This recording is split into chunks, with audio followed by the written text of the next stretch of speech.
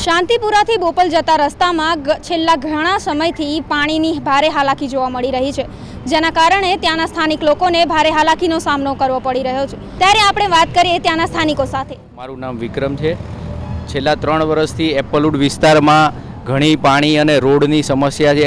આજની તારીખમાં બી અમે મ્યુનિસિપાલિટીને ટેક્સ આપ્યા પછી બી આ પ્રોબ્લેમ સફર કરીએ છીએ। મ્યુનિસિપાલિટી કોર્પોરેશનને ઘણી પોર્ટલમાં ઓનલાઈન કમ્પ્લેનો ને બધું કર્યા છતાં બી આજે આનું સોલ્યુશન નથી આવી રહ્યું। અવારનવાર એ લોકો એવું જ કે છે વર્ક ઇન પ્રોગ્રેસ, પણ છેલ્લા 3 વર્ષથી આ જ એક વર્ક ઇન પ્રોગ્રેસનો જોબ મળી રહ્યો છે, પણ આનું સોલ્યુશન મળતું નથી। તો જ્યારે સરકાર હેલ્મેટ માટે દંડ વસૂલ કરે છે તો આ ખાડાઓથી કોઈ અકસ્માત નથી સર્જાતો? સર્જાય છે ને। રિસેન્ટલી 1 મહિના પહેલાં જ અહીંયા આ જ રોડ ઉપર એક્સિડન્ટ થયો હતો, કારણ કે સામેના રોડે પાણી એટલું પુષ્કળ છે કે ત્યાં 2 વ્હીલ કે 4 વ્હીલ જઈ નહીં શકતી, જેથી આની બંને સાઈડ યુઝ કરે છે। આ વન વે રોડમાં બંને સાઈડ યુઝ થાય છે, રોંગ સાઈડ બી લોકો જાય છે, તો એના કારણે એક્સિડન્ટની બી સમસ્યા ઊભી થાય છે। પ્રભાતભાઈ રબારી। हाँ, सर्विस रोड पर बहुत प्रॉब्लम है। અહીં ગાડીઓ અવર જવર ખાડા એટલા બધા થઈ ગયા છે કે રોડ છે કે ખાડા એ કંઈ ખબર પડતી નથી, અને એટલી પ્રોબ્લેમ છે બધે આમ લોકો કે બધું બહુ પ્રોબ્લેમ છે। એટલે સર આના માટે કે રોડ માટે જલ્દી થાય એટલું સરકારશ્રીને વિનંતી કરું છું કે આ કામ જલ્દી થાય કે ગટર લાઈન છે શોપ સુધી આવી જશે। અનેક લોકો રહેવાસ કરે છે અને બાળકો પણ છે, સ્કૂલે જતા હશે તો એમને કોઈ તકલીફ નથી પડતી? સાહેબ, સ્કૂલ જવા માટે તો બાળકો ગટરના જે પાણી છે એની આર પાર જવા પર નદી જુઓ, તમે એક વખત શાંતિપુરા સર્કલ બાજુ આવો, પુલિયા નીચે આવો, અહીંની પરિસ્થિતિ જુઓ, એ મચ્છર ઉપદ્રવ એટલો, અહીં ગંદકી એટલી, ગટર લાઈનનું પાણી સાહેબ એક વખત તમે આવું જુઓ તો ખબર પડે કે Shantipura ring road, SP ring road પર કેવી હાલત છે। અરે પબ્લિક તો વાત જ જાઓ તો સાહેબ આ કેવી પરિસ્થિતિ થવા માંડી છે ખબર જ નહીં પડતી। તમે આ અંગે કોર્પોરેશનને રજૂઆત કરી છે?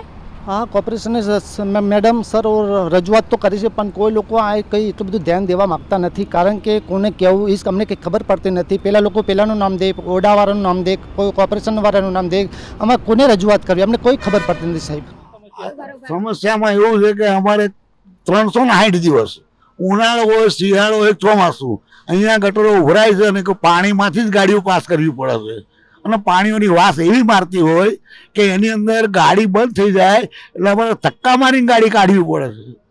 આવી પરિસ્થિતિ છે આ રોડની। કેટલા વર્ષથી આ સમસ્યા? આ છેલ્લા 3 વર્ષથી જોઉં છું। કોઈ વાર એવું થયું કે તમને અકસ્માતની બીક હોય કે અકસ્માતની બીક નહીં, મારા પોતાની ગાડી એક વખત ખાડાની અંદર વ્હીલ ઘૂસી ગયું તો મારે નુકસાન થયું, મારે બેરિંગ તૂટી ગઈ, આગળનું બમ્પર તૂટી ગયું, મારે નુકસાન થયું। અને કલાકો સુધી તમારે જે ટ્રાફિકમાં ઊભું રહેવું પડે છે, હા, એ તો સમસ્યા તો કાયમના માટે છે। અહીંથી આગળ 2 મિનિટ આગળ જતા રહો, હજારો ગાડીઓ લાઈનમાં પડી છે। ઓડા કે કોર્પોરેશન વાળા અહીંયા આવે છે? એ આવતા હશે કે નથી આવતા એ ખબર નથી આપણને। તમે કોઈક વાર રજૂઆત કરી છે ત્યાં? રજૂઆત તો હવે અહીંયા અમારે જે હોય ને કરીએ તો કોઈ સાંભળતું નથી, તો તમારે શું કહેવું છે એમને? તો મહેરબાની કરીને આનો કંઈક રસ્તો નીકળે એવું થાય તો સારું એમ। તમારું નામ? સનાજી। અહીંયા નીકળવામાં શું પ્રોબ્લેમ પડે છે? અમારે બહુ તકલીફ પડે છે, ગાડી લઈને પાણી બહુ છે। બીક લાગે કે કોઈ અકસ્માત થાય? બહુ બીક લાગે છે કેટલા સમયથી રોજ આવી રીતે રોજ। થાય છે? હા। તો તમે કોઈ દિવસ રજૂઆત કરી સરકારને કે આવું કેમ થાય? ના। તો શું કહેવા માંગો છો? સાધન અમારે બહુ બગડે છે, પાણી ભરીને અમે માલ ભરીને તો જઈએ અમે। તો શું કહેશો સરકારને કે રોડનું શું કરે? જલ્દી કહી દઈએ અમે સરકારને। શાંતિપુરાથી બોપલ જતા આ રિંગ રોડના દ્રશ્યો છે, તમે જોઈ શકો છો અહીંયા ઠેર ઠેર પાણી ભરાઈ ગયા છે। સાદું પાણી પણ નહીં, અહીંયા ગટરનું પાણી ભરાઈ ગયું છે, જેના કારણે વાહન ચાલકો અને અહીંના રહેતા સ્થાનિક લોકોને ભારે હાલાકીનો સામનો કરવો પડ્યો છે। તંત્રને અનેકો વાર રજૂઆત કરે છતાં પણ કોઈ યોગ્ય ઉકેલ લાવવામાં આવતો નથી। તો તમે જોઈ શકો છો કે આ કામ માત્ર તંત્રનું કાગળ પર જ છે। તમે જોઈ શકો છો કે પાણીનું કોઈ યોગ્ય નિકાલ નથી। 2 વ્હીલર તો અહીંયાથી નીકળી જ નથી શકતા, લોકો કામે જવા અને પોતાના બાળકોને સ્કૂલે જવા માટે આ જ રોડ પરથી નીકળે છે। मेरा नाम सुमांशी है। जो यहाँ पानी की समस्या है उसके बारे में आप क्या कहना चाहेंगी? तो मैं लास्ट 3 साल से यहाँ पे हूँ और 3 साल से मैं यहाँ पे पानी भरते हुए देख रही हूँ।